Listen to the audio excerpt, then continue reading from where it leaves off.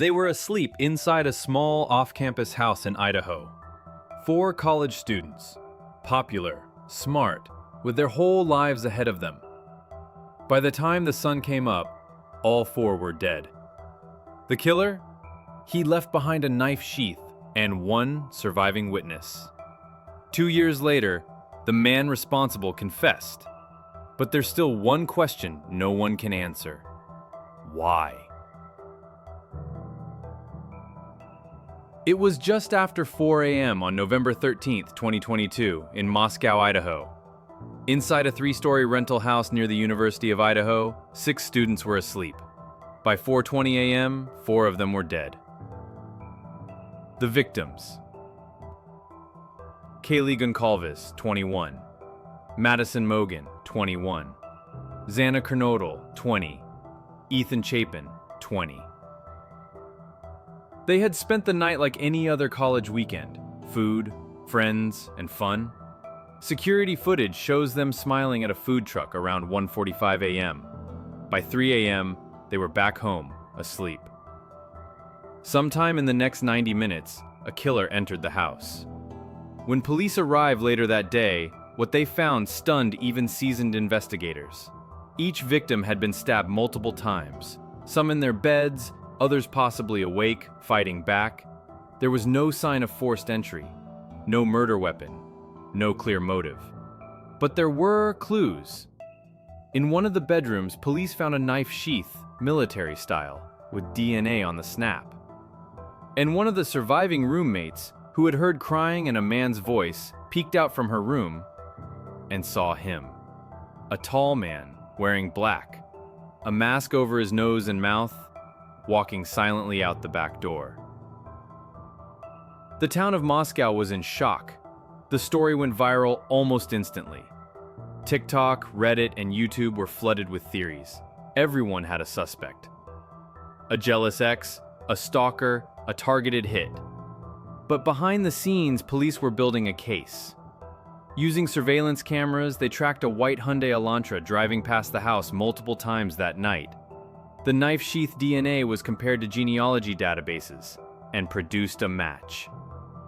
On December 30th, 2022, over 1,000 miles away in Pennsylvania, police arrested 28-year-old Bryan Kohberger, a PhD student in criminology. He had studied serial killers. He'd even conducted a survey asking ex-cons how they planned their crimes, and he drove a white Elantra.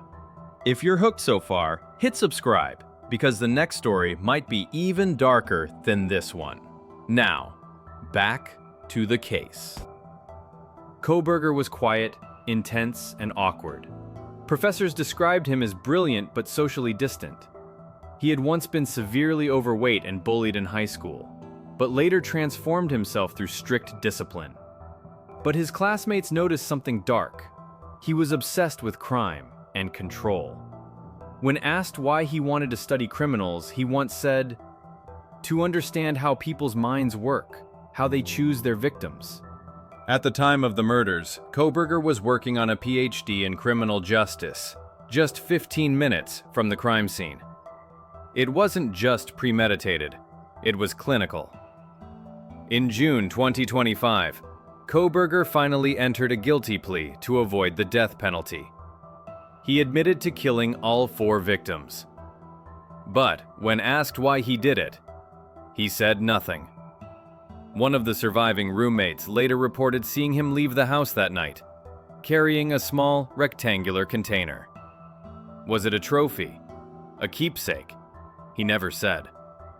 His lack of explanation only deepened the horror.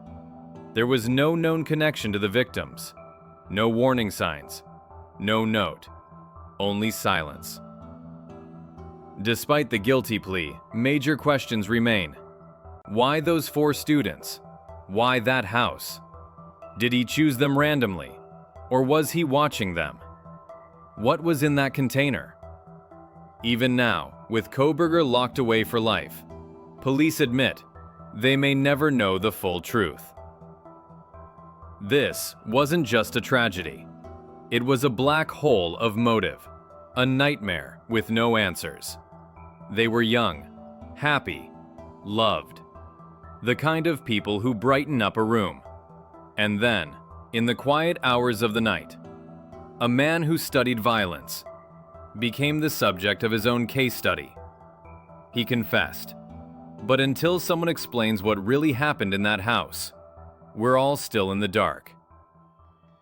Thanks for watching Short Crime Stories. New crimes drop weekly. Subscribe to never miss a case.